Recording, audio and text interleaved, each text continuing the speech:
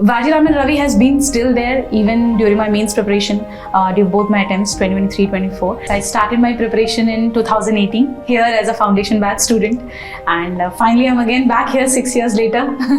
The life has come full circle finally.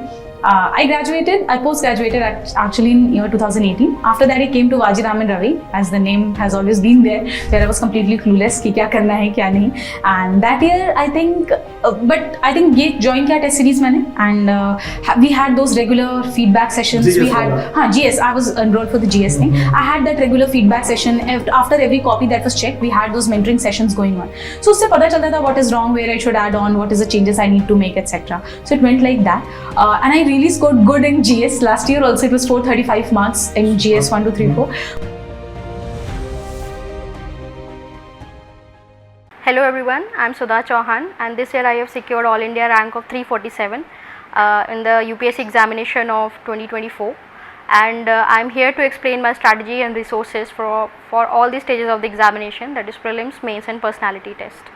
मैं focus करूँगी specially working professionals के लिए, क्योंकि मैंने टोटल 4 अटैम्प्ट्स दिए थे, जिसमें से 3 अटैम्प्ट्स में I secured rank, and I was working full time in all of the 3 attempts in which I got rank. So it was 534 in the examination of 2021, then 597 in examination 2022, and this was 2024 examination, that is 347. मैंने बीच में 1 साल का break लिया था, जिसमें rank improvement के लिए I analyse my previous mistakes, और उसके बाद मैंने 2024 का एग्ज़ाम अपीयर किया था. तो मैं प्रीलिम्स से स्टार्ट करूँगी कि क्या मेरे सोर्सेज थे और कैसे स्ट्रैटेजी थी.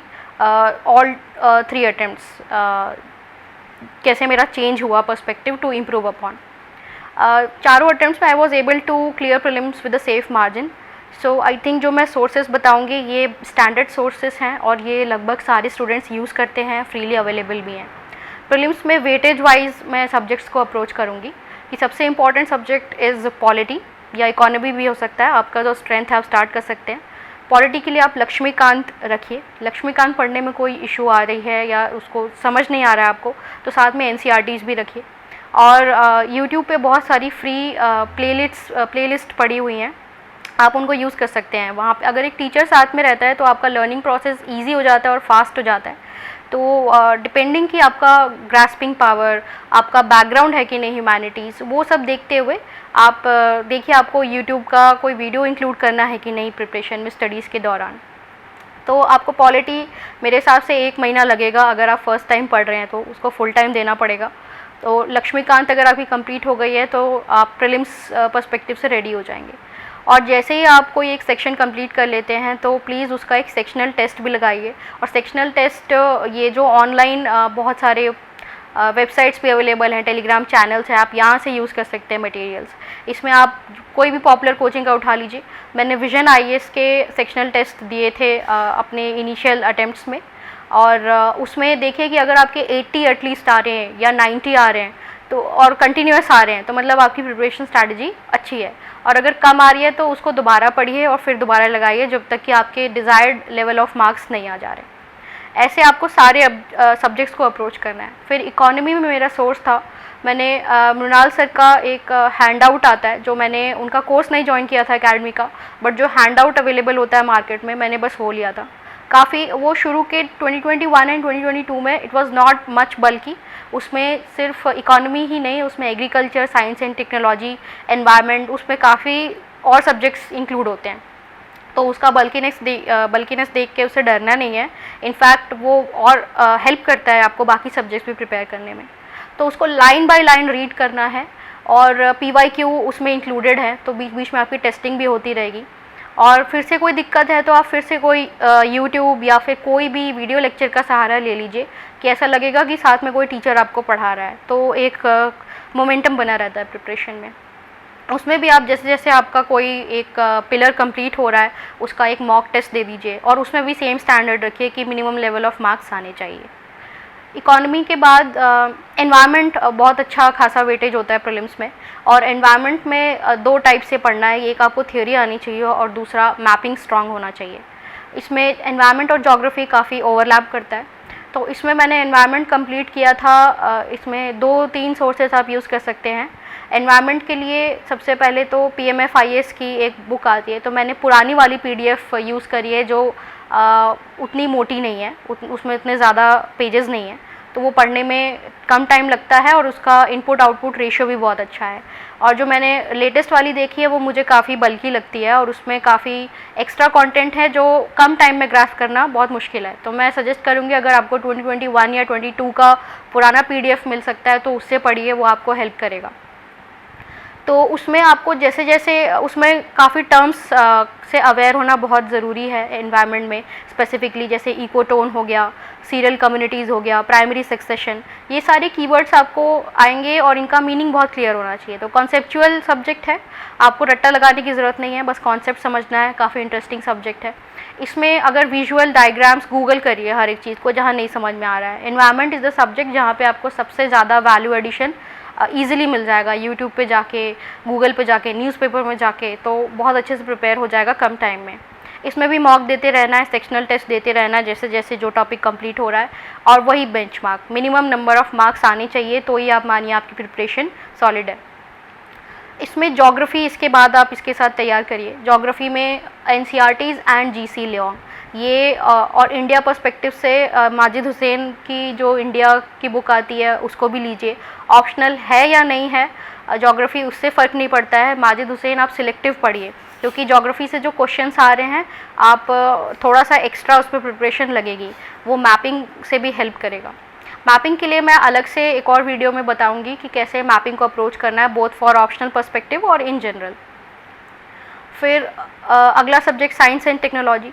साइंस एंड टेक्नोलॉजी, क्योंकि मेरा background I have done engineering, तो मेरे को इतनी डिफ़िकल्टी नहीं होती थी इस टॉपिक को पढ़ने में या ज़्यादा टाइम नहीं देना पड़ता था। बट स्टिल मेरा जो सोर्स था वो TMH का एक रवि P अग्रहारी ऑथर हैं, उन्होंने बुक लिखी है साइंस एंड टेक्नोलॉजी की। उसमें मैंने सारे इम्पॉर्टेंट चैप्टर्स पढ़े थे। इम्पॉर्टेंट मतलब जिससे UPSC ने प्रीवियस ईयर क्वेश्चंस पूछे हैं, वो सारे आप चैप्टर्स वहाँ से पढ़ लीजिए। फिर से इसमें आप PMF की वेबसाइट पे भी इससे रिलेटेड आर्टिकल्स मिल जाते हैं, science and technology, I think I remember. तो आप वहाँ से भी उसको क्लब इन कर लीजिए और यहाँ से प्रिपेयर कर लीजिए। इसके अलावा जो बचा स्पोर्ट्स और ऐसे क्वेश्चंस, ये आप कोई भी मंथली करंट अफेयर मैगजीन साथ साथ में करते चलिए। इसमें आपको अगर क्वेश्चंस उससे सॉल्व हो जाएंगे तो अच्छी बात है, बट नहीं हो रहे हैं तो कोई बात नहीं, क्योंकि हमने जो अभी तक जितने सब्जेक्ट्स कवर किए वो मोर देन इनफ है आपको सेफ मार्जिन से प्रीलिम्स निकालने के लिए। तो उसमें इतना टेंशन लेने की ज़रूरत नहीं है कि ऐसे क्वेश्चंस को कैसे स्किप करें। उनको स्किप करना ही I think is the best decision in exam hall. और अगर इसके अलावा कोई और भी अगर बच जाता है तो प्लीज़ मेरे टेलीग्राम चैनल पे आप डाल दीजिए, मैं उसका डिटेल सोर्स बता दूंगी। अगर कुछ भी मेरे से स्किप हो जा रहा है, इवन आप मेरे से डायरेक्टली अप्रोच कर सकते हैं टेलीग्राम पे। तो दिस वाज प्रीलिम स्ट्रैटेजी। और टोटल मिला के आप देखिए कि सेक्शनल देते देते आपके हो जाएंगे कम से कम 20 टेस्ट हो जाएंगे, 20 से 30 सेक्शनल टेस्ट हो जाएंगे। और जब सब कुछ कंप्लीट हो जाए तो फुल लेंथ पे आ जाइए आप। फुल लेंथ में भी आप टारगेट रखिए कि आपके 90 to 100 हर टेस्ट में आ रहे हैं। अगर आपकी अच्छी तैयारी है तो आप इतना स्कोर आसानी से कर लेंगे, चाहे वो किसी भी कोचिंग का टेस्ट हो। बस ये ना हो कि उसका क्वालिटी ख़राब हो। इंश्योर करिए कि उसके क्वेश्चंस जो है UPSC प्रीवियस ईयर क्वेश्चन के लाइन पे हैं, तो आप ज़्यादा क्लोज रहेंगे। और जो स्मार्ट गेसिंग और ये सब जो चल रहा है आजकल, वो भी काफ़ी रेलेवेंट है। आप यूट्यूब पे सर्च कर सकते हैं, काफ़ी प्रीवियस ईयर टॉपर्स हैं जो क्वेश्चन सॉल्व करते हैं ऑनलाइन। आप उनकी वीडियो को फॉलो करिए, उनका लॉजिकल पैटर्न देखिए, थिंकिंग प्रोसेस देखिए कि वो कैसे एलिमिनेट करते हैं। वो दो टाइप पे एलिमिनेट होता है। एक तो प्रीवियस ईयर क्वेश्चन कुछ ऑप्शंस आ जाते हैं तो उनको पता है कि UPSC ऐसे ऑप्शंस बनाती है, जैसे दो ऑप्शंस को आपस में ट्विस्ट कर देना कि A के आगे दूसरे का आंसर, B के आगे दूसरे का आंसर, जो मैच द फॉलोइंग में आता है, या फिर एक्सट्रीम ऑप्शंस दे देना। ऐसे आप पैटर्न जब पढ़ेंगे, ये वीडियोस देखेंगे तो आपको समझ में आएगा। तो 80% खेल है आपका नॉलेज का और 20% है कि आपको जो इंट्यूशन आ रहा है वो कैसे डेवलप होगा टॉपर्स की वीडियोस देख के और UPSC प्रीवियस ईयर क्वेश्चंस लगा के। तो ये आपका टोटल मैं कहूँगी, अगर आप फर्स्ट टाइम दे रहे हो प्रीलिम्स तो पढ़ने में हो जाएगा आपको 6 to 8 मंथ्स ये बुक्स कवर करने में। और उसके बाद जब प्रीलिम्स आने में 2 मंथ्स बचे हों तो आप मॉक्स फुल टाइम देने के लिए आप रेडी हो जाइए। और उसमें ये मिनिमम लेवल ऑफ बेंचमार्क अपने हिसाब से देखिए। और एग्ज़ाम से आप 10 दिन पहले तक मार्क्स दे सकते हैं, इवन 1 वीक पहले तक दे सकते हैं, कोई इशू नहीं होगा। और ऐसे आप प्रीलिम्स सेफ मार्जिन से क्लियर कर सकते हैं अगर ये बहुत ही रिलीजियसली ये सब आप फॉलो करेंगे। अभी मैं मेंस स्ट्रैटेजी पे आती हूँ कि मेंस आपको कैसे तैयार करना है। तो मेंस का अगर आप वर्किंग है तो आपको 3 कम से कम स्लॉट निकालने पड़ेंगे। जैसे मैं मान के चलती हूँ कि 9 to 5 इन जनरल सबका ऑफिस होता है या क्लासेस होती हैं, तो आपको सुबह एक 6 to 9 का स्लॉट देखना पड़ेगा।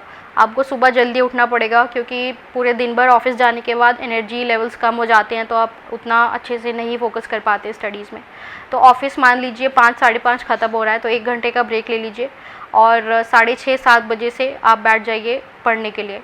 7:30 से 12 बजे तक आप इंक्लूड कर लीजिए जितने भी आवर्स हैं, उसमें 2 सेशन इंक्लूडिंग ब्रेक आप ऐसे प्लान कर लीजिए। तो मेरा जो लेटेस्ट अटैम्प्ट था इसमें मैंने मास्टर स्ट्रोक टेस्ट सीरीज़ है सचिन अरोड़ा सर की, उन्होंने टेलीग्राम पे it is a free of cost initiative. उनका जो आई थिंक यूएसपी है वो ये है कि बहुत डिसिप्लिन और रिगरस प्रोग्राम है, उसमें सिर्फ डेडिकेशन और पैशनेट स्टूडेंट्स ही I think they can survive in that program. तो आई एम वेरी ग्रेटफुल कि सर ने ये प्रोग्राम लास्ट ईयर शुरू किया था और I was able to be part of it.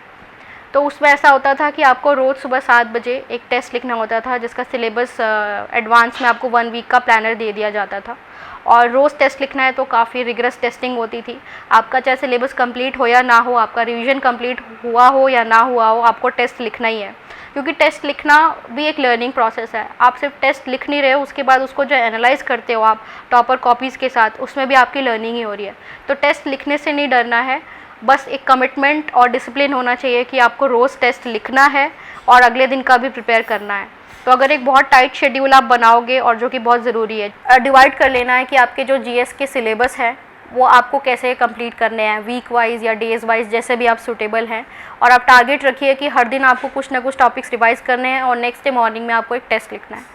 Morning में टेस्ट लिखना बेस्ट होगा क्योंकि फिर आप उसको पोस्टपोन नहीं करेंगे और आपका एक डिसिप्लिन बन जाएगा और नेक्स्ट डे के लिए आप फ्री भी हो जाएंगे जो सिलेबस आपको पढ़ना है। तो जैसे GS1 है, इसमें कुछ टॉपिक्स मैंने स्किप करे थे प्रीलिम्स से पहले पढ़ने के लिए और बाद में भी मैं इनको इतना टाइम नहीं दे पाई थी। जैसे वर्ल्ड हिस्ट्री हो गया, GS1 से मैंने स्किप किया था। तो बाकी जो इसमें सब्जेक्ट्स हो गए मॉडर्न हिस्ट्री, जोग्राफ़ी, सोसाइटी, ये जो सारे क्वेश्चंस हैं टॉपिक्स हैं, इसका प्रिपरेशन आपको प्रीलिम्स से पहले ही हो जाना चाहिए और नोट्स भी रेडी होने चाहिए। नोट्स आप बना सकते हैं, बहुत सारे वैल्यू एडेड मटेरियल्स आते हैं, बहुत सारी कोचिंग के हैं। मैंने जहाँ से यूज़ किया था इट वाज विजन का value added material, topic wise PDFs होते हैं, जो सिलेबस पॉइंटर्स हैं हर एक पे एक PDF होता है। बहुत अच्छा कंटेंट है, बस आपको उसको याद करना है और समझना है, यही आपका गोल है। और भी काफ़ी कोचिंग के आते हैं, आप देख सकते हैं आपको जो पसंद आ रहा है उस हिसाब से आपके टॉपिक्स और नोट्स कंप्लीट हो जाने चाहिए बिफोर क्लियरिंग प्रीलिम्स। ऐसे ही सारे GS के करने हैं। GS2 में भी मैंने लक्ष्मीकांत के साथ साथ M पुरी सर का एक PDF अवेलेबल था, वहाँ से भी मैंने कुछ कंप्लीट किया था। फिर विजन का वैल्यू एडेड मटेरियल था, वहाँ से किया था। गवर्नेंस के लिए स्पेसिफिकली ये PDFs बहुत काम आएंगे क्योंकि ये आपको लक्ष्मीकांत में नहीं मिलेगा, गवर्नेंस वाले टॉपिक्स। इसके अलावा IR मैंने प्रीलिम्स के बाद तैयार किया था, प्रीलिम्स से पहले नहीं, क्योंकि करंट अफेयर्स में पढ़ते रहते हैं तो इतनी ज़रूरत नहीं होती है बार बार अलग से प्रिपेयर करने की। तो इसमें मैंने विजन का मंथली मैगज़ीन और लास्ट का एनुअल दोनों ही रेफ़र किया था कि मोस्ट इंपॉर्टेंट टॉपिक्स सब पे एक A4 शीट रेडी थी। उसमें positive, negative, what is India's way और वे फॉरवर्ड फॉर ओवरऑल, तो ये सारे पॉइंट्स आप उसमें लिख के रख लीजिए। इवन कंक्लूजन और इंट्रोडक्शन भी आप ऑन सम पॉपुलर जो एडिटोरियल्स लिखते हैं न्यूज़पेपर में, उनके कोटेशंस भी यूज़ कर सकते हैं। GS3 इसमें इकोनॉमी के लिए मैंने मृणाल सर का तो कंटेंट था ही, बट उसके अलावा मैंने अपने सेकेंड और थर्ड अटेम्प्ट में रेफ़र किया था polity enrichment program by MK Yadav से। उनके PDFs हैं, मेरे को उसका इंटरनल सिक्योरिटी बहुत अच्छा लगा और इकोनॉमी भी बहुत अच्छा लगा। उसमें आपको बहुत सारे डेटा, फैक्ट्स एंड फिगर्स मिल जाते हैं एक साइड, वो भी टॉपिक वाइज ब्यूटीफुली अरेंज्ड है। आप प्लीज़ उसको यूज़ करिए। आपको उनके इवन वेबसाइट पे आप डाउनलोड सोर्सेस में जाएंगे तो आप फ्री से वहाँ डाउनलोड कर सकते हैं, ये आपको मटेरियल मिल जाएगा। साइंस एंड टेक्नोलॉजी जो आप प्रीलिम्स के लिए तैयार करेंगे, हो सके तो नोट्स बना के चलते रहिए और करंट अफेयर्स मैगजीन से भी देखिए कौन सा साइंस एंड टेक सबसे ज़्यादा रिपीट हो रहा है। जो हर मंथ रिपीट होता है या अगले दूसरे मंथ रिपीट हो जाता है, वो ज़्यादा चांसेस है कि UPSC मेंस में भी आएगा, तो उसको आप डिटेल नोट बना के रखिए। फिर एनवायरनमेंट में भी PMF अलग से नोट बनाने की ज़रूरत नहीं है, बट मैं कहूँगी PMF की जो पुरानी वाली एडिशन PDF है उसको इतनी बार पढ़िए कि आपको वही याद हो जाए, नहीं तो नोट्स बनाएंगे तो बहुत बल्कि हो जाएगा।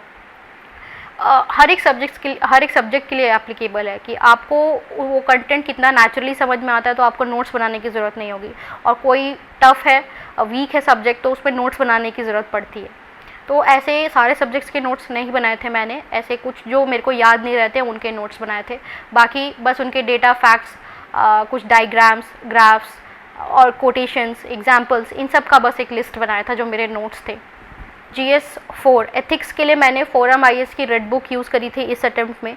मैंने A to Z इस बार वो पूरा पढ़ा था। हर एक टॉपिक के मैंने अपने खुद के एक्रोनिम्स बनाए थे कि कैसे पॉइंट जनरेट करने हैं एथिक्स में, क्योंकि एक जब आप कंटेंट सबको आता है बट कम टाइम में वहाँ पे लिखने का प्रेशर होता है, तो आपको 10 मार्कर में एटलीस्ट अगर 15 पॉइंट्स लिखने हैं तो वो डाइवर्स होने चाहिए, नॉन रिपीटेटिव होने चाहिए। तो उसके लिए आपके पास एक रेडीमेड फ्रेमवर्क होना चाहिए। तो ऐसे आप सब्जेक्ट वाइज फ्रेमवर्क्स रखेंगे तो आपके पॉइंट्स थोड़े अच्छे जनरेट होंगे, आप ज़्यादा डायमेंशंस में सोच पाएंगे। तो ये रीज़न था कि मैंने A to Z उसको क्यों पूरा याद किया था। और टॉपर्स के शुभम कुमार जो AIR 1 थे, उनका एक PDF अवेलेबल है टेलीग्राम पे। उसमें उन्होंने वैल्यू वाइज एग्जाम्पल्स लिखे हैं, कोटेशंस लिखे हैं, डेफिनेशंस और मीनिंग्स लिखे हैं। उसको मैंने लिया था, उसको मैंने खुद से सॉफ्ट कॉपी में कन्वर्ट किया और उसमें अपना ही कंटेंट और खुद से जो मेरे को अलग से मटेरियल मिल रहा था पढ़ते वो मैंने ऐड किया था। तो it was 3 to 4 pages PDF already. तो मैंने जब उसमें अपना कंटेंट ऐड किया तो वो 6 to 8 हो गए, ज़्यादा बल्कि नहीं हुआ। तो वो कस्टमाइज़ करेंगे आप तो आपको ज़्यादा अच्छे से याद हो पाएगा, और कोई भी चीज़ को पर्सनलाइज करके पढ़ना is the best way forward. Toppers का मटेरियल यूज़ करिए बट उसको अपने हिसाब से आप टेलर करिए कि वो आपको कैसे बेस्ट सूट करेगा। GS 4 ये मेरे सारे सोर्सेज थे, और हर एक GS को लगभग मैंने 1 वीक to 10 डेज़ के टाइम फ्रेम में रिवीजन और मॉक दोनों कंप्लीट किया था। ज़रूर हर दिन आप सिलेबस नहीं कंप्लीट कर पाएंगे, अगले दिन जो टेस्ट लिखेंगे उसमें आप बहुत अच्छा नहीं लिख पाएंगे, कुछ दिन ऐसे जाएंगे, बट कोई बात नहीं। हो सकता है कि आप जब टेस्ट लिख लें और जब उसको कंपेयर करेंगे आप मॉडल आंसर से या टॉपर आंसर से, तब आपकी प्रिपरेशन वहाँ कंप्लीट हो जानी चाहिए। तो ऐसा मैं कहूँगी 10 to 20% टेस्ट के लिए मार्जिन रखिए कि ऐसा आप नहीं पढ़ पाएंगे रोज़, बट ये टारगेट होना चाहिए कि एक बार अगर आप टेस्ट लिख लें तो उसके बाद ज़रूर कंप्लीट हो जाना चाहिए। नहीं तो अगर वो छूट जाएगा प्रीलिम्स के बाद, और ये जो टाइम पीरियड है प्रीलिम्स टू मेंस का, तो उसमें आप कंप्लीट नहीं कर पाएंगे और वो थोड़ा कॉस्टली हो सकता है रियल एग्ज़ाम में। और टाइम के साथ आप एक फिक्स्ड, मैं कहूँगी कि एक बेंचमार्क लेके चलिए कि आपको हर टेस्ट में कुछ ना कुछ चीज़ें इंप्रूव करनी है। वो हो सकता है आपका फ्रेम वर्किंग हो, आपके नंबर ऑफ़ पॉइंट्स हो, कंक्लूजन लिखने का तरीका हो, राइटिंग स्पीड हो। आपको हर एक दिन अपना एक स्ट्रेंथ, अपना एक वीकनेस, उसको नोट करते चलिए, ताकि जो प्रोग्रेस हो वो काफ़ी ऑब्जेक्टिव वे में आप उसको एनालाइज कर सकें। आपको ऐसे वीकनेस भी देखने में बहुत आसानी हो जाएगी। तो ये बहुत रिगरस प्रिपरेशन है, और मैं कहूँगी कि आपके टोटल 1 साल की प्रिपरेशन में सबसे ज़्यादा वैल्यूएबल ये 3 या 2.5 मंथ्स होते हैं, जिसमें आपको रोज़ ये प्रोसेस करना है, कमिटमेंट के साथ करना है। अगर ये हो जाएगा तो आई एम श्योर मेंस में आपको 400 क्रॉस करना it won't be a difficulty. और this was my mains strategy. Now coming to preparation of personality test. जैसे ही मेंस हो जाए आप 10-15 दिन का ब्रेक ले लीजिए, और डिपेंड भी करता है कि मेंस के कितने टाइम बाद आपका इंटरव्यू शेड्यूल है। तो आपके पास कम टाइम है तो आपको तुरंत प्रिपरेशन करनी स्टार्ट कर देनी है। आपको स्टार्ट करना है अपने डाफ के सारे पॉइंटर्स को लेना है, एक एक पॉइंट को सिलेबस समझिए और उसमें जितना हो सके उतना रिसर्च करिए, क्योंकि यहाँ पे कोई फिक्स्ड बाउंड्री नहीं है कि आपको यही क्वेश्चन पूछेंगे और ये नहीं पूछेंगे। तो बहुत इंटरलिंकिंग होती है यहाँ पे आपके डैफ पॉइंटर्स में। तो सिर्फ आपको पॉइंटर्स नहीं, पॉइंटर्स को इंटरलिंक करके भी थिंक करना है, और ये ज़्यादा टफ नहीं है। अगर आप एक बार स्टार्ट करेंगे तो आपको अपने आप वो इंटरलिंकिंग दिखने लग जाएगी। साथ साथ में आपको मॉक्स देते रहना है। डिपेंड करता है कि आपको मॉक देने की ज़रूरत है कि नहीं। हर स्टूडेंट को ज़रूरी नहीं है कि इंटरव्यू मॉक्स में अपीयर होना ही चाहिए। जैसे कि आपका बैकग्राउंड क्या है, क्या आप हो सकता है कि कई जो कैंडिडेट्स हैं उनको डिबेटिंग का शौक़ होता है, तो वो नेचुरली गुड स्पीकर्स होते हैं, तो उनको उतनी ज़रूरत नहीं है। तो ये बहुत सब्जेक्टिव एनालिसिस है कि आप कौन से बैकग्राउंड से आ रहे हैं, आपका लेवल ऑफ प्रिपरेशन और एक्सपोजर कितना है पब्लिक स्पीकिंग में, उसे आप डिसाइड कर सकते हैं। बट मैं कहूँगी अगर बहुत ही अंडर कॉन्फिडेंट फील हो रहा है तो एक वीक में एक मॉक दीजिए और उसको एनालाइज भी करिए। ज़्यादा मॉक एक साथ मत दीजिए, नहीं तो आप फीडबैक पे काम नहीं कर पाएंगे। कोई फीडबैक मिल रहा है तो उसको आप सीरियसली लें या ना लें वो पर्सनल डिसीजन है, क्योंकि आप खुद की पर्सनैलिटी को जानते हैं। तो मैं कहूँगी एकदम ब्लाइंडली मत फॉलो करिए किसी की भी एडवाइस को, थोड़ा नेचुरल सेल्फ भी लेके जाना पर्सनालिटी टेस्ट में बहुत इंपॉर्टेंट है, बिकॉज एवरीबडी नोज़ कि कौन अपना नेचुरल कंपोजर में है या कोई बहुत टीचिंग उससे आया है। तो आपको ध्यान देना है कि आप अपने एकदम कॉन्फिडेंट, काम और कंपोज्ड मैनर में बैठे हैं पैनल के सामने, और आपको ये अपने पीयर रिव्यू से भी पता चल सकता है। अगर आपका फ्रेंड सर्कल है तो आप उनके साथ भी क्वेश्चन एंड आंसर कर सकते हैं, वो आपको क्वेश्चन पूछेंगे, आप आंसर कर सकते हैं, और ये आप डेली करिए। आप नंबर ऑफ़ क्वेश्चंस निकालिए अपने डैफ पॉइंटर से। आपकी प्रिपरेशन मैं कहूँगी 20 to 25 डेज़ में आपका कंटेंट रेडी हो जाना चाहिए, फिर आपको सिर्फ मॉक देना है और फीडबैक पे काम करना है। मैंने दिल्ली जाके किसी भी स्टेज में कोई प्रिपरेशन नहीं करी, मुझे ज़रूरत नहीं महसूस हुई।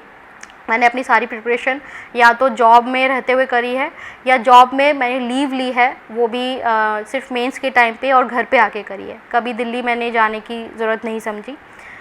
मैं कहूँगी अगर घर पे आपको पॉजिटिव एनवायरनमेंट मिल रहा है तो प्लीज़ घर पे रहिए, वहाँ पे आपको पूरा फीडबैक भी बहुत नेचुरल मिलता है। अगर आपके पास ऐसा सपोर्ट इंफ्रास्ट्रक्चर और मैकेनिज़्म है तो प्लीज़ घर को यूज़ करिए, और किसी की मजबूरी है तब जाके आप दिल्ली जाइए। और it is again a very subjective decision, आपको दिल्ली जाके आपको पर्सनली लगता है बेनिफिट होगा तो प्लीज़ जाइए, बट मेजॉरिटी केसेस में मैं कहूँगी कि दिल्ली जाने की ज़रूरत नहीं होनी चाहिए। आजकल सब कुछ ऑनलाइन अवेलेबल है।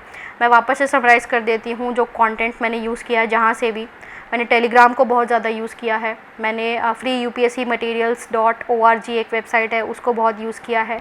कई टॉपर चैनल्स हैं, उन्होंने अपने नोट्स अपलोड किए हैं गूगल ड्राइव पे, वो सारे लिंक्स यूज़ करी हैं, और ये 3 सोर्सेज बहुत हैं। बाकी यूट्यूब पे जाके आप सर्च करिए, YouTube is a gold mine. आपको कोई भी टॉपिक नहीं समझ में आ रहा है, उसमें बहुत अच्छा इलस्ट्रेशन है, टीचर्स हैं वहाँ पे फ्री में पढ़ा रहे हैं, आप इस मटेरियल को ज़रूर यूज़ करिए। जब इतना कुछ ऑलरेडी अवेलेबल है तो आप खुद समझ जाएंगे कि दिल्ली जाके कुछ एक्स्ट्रा नहीं आपको मिलेगा। यही सब चीज़ें ऑनलाइन अवेलेबल हैं, आप ज़रूर ऑनलाइन भी पढ़ सकते हैं और तैयारी कर सकते हैं। So this was about my all 3 stages, how I use sources or what was my strategy, and I think it will be helpful to you.